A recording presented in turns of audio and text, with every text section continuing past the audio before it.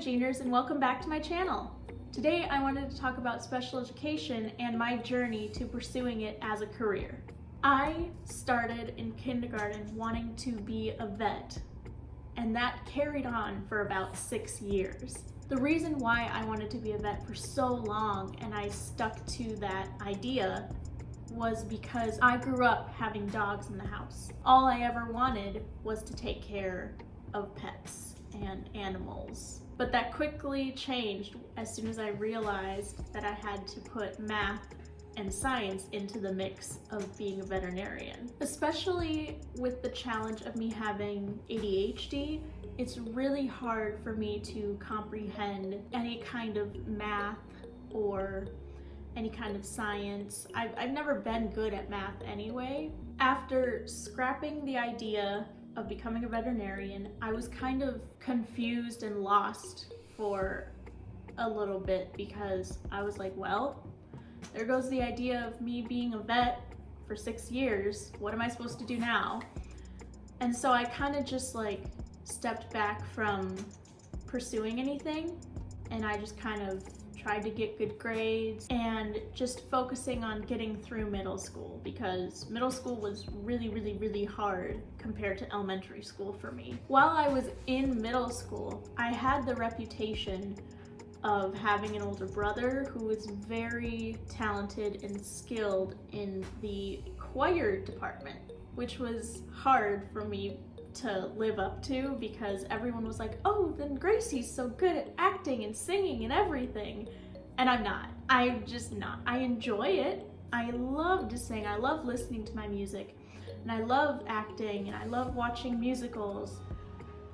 But I'm not skilled or talented in that sort of way. Plus, my older sister has a theater major, and so theater was just all around my family. Having all of that talent around my family, I felt very pressured. Personally, I felt very pressured to pursue that. I was like, oh, you know, my mom's really good at singing.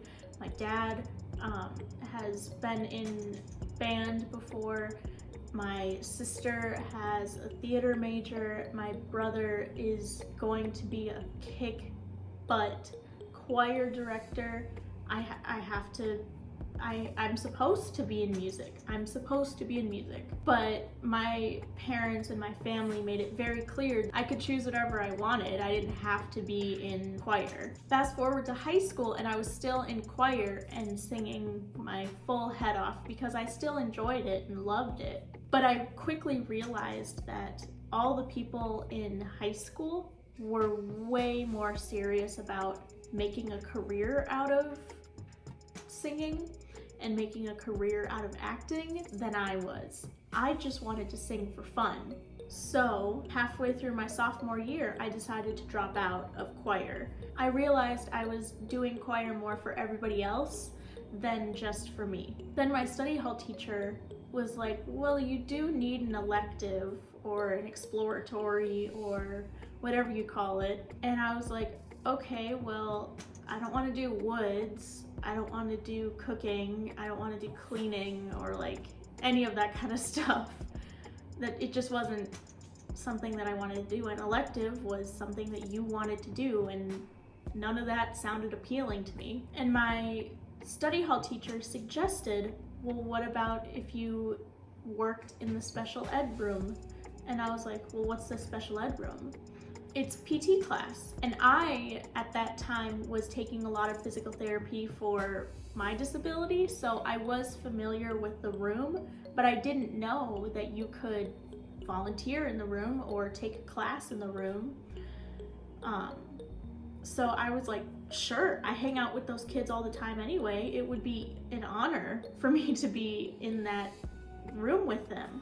My first day in the PT room was very nerve-wracking. I had been around those kids for a while, but I didn't know what my part was now that I was taking a class in that room. So I was very nervous and I didn't know what to do. I didn't really talk to the special ed teachers. That was the first time I ever met those special education teachers, because I would just go in that PT room with my personal PT teacher. And we would go into a room where there was a bed and like exercise bands and everything. So I didn't even associate with the PT teachers in that room. I had my own personal therapist. So I didn't really make that many friends on the first day. I didn't really do anything because I didn't know if I should ask or if I should just go ahead and walk around with the teachers like a lost dog or what. So I kind of just sat there and watched everybody else do what their job was.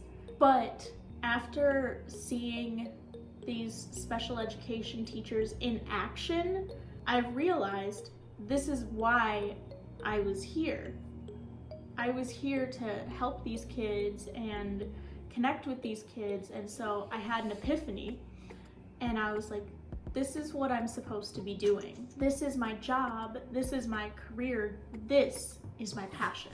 It brought me so much joy to see the smiling faces of the special ed kids that I was able to connect with. Part of my job as a volunteer and a student aide there was to make the kids happy, help them develop really good habits of self-care, and making sure that they have fun. So we got to play the Wii a lot, which was not that hard, you know, like I didn't have to learn a new skill. I mean, I'm not good at the Wii, but I figured it out. It also made me feel really good knowing that I could relate to what those kids were going through. I have a disability, they have a disability.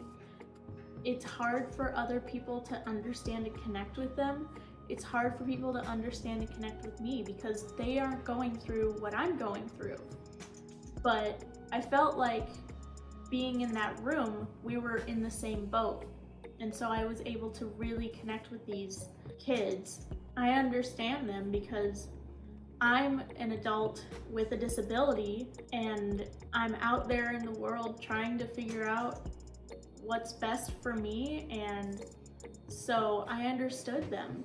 So joining that special ed community made me feel so good because I felt like I wasn't alone. I made them feel like they weren't alone, and I felt like we were part of a community. I belonged somewhere. I felt like I belonged, finally. I hope you guys were able to learn something in this video about yourself, about me, and my journey. I hope that y'all find your own journey in your own way. Just know that you don't have to feel pressured because your whole family is in musical theater doesn't mean you need to be, or because your whole family is pursuing science, you don't have to pursue science. Do what makes you comfortable and what makes you feel that passion, because I found that passion in helping kids exactly like me. So do what makes you happy and stay positive, be kind, and I'll see you next time. Bye!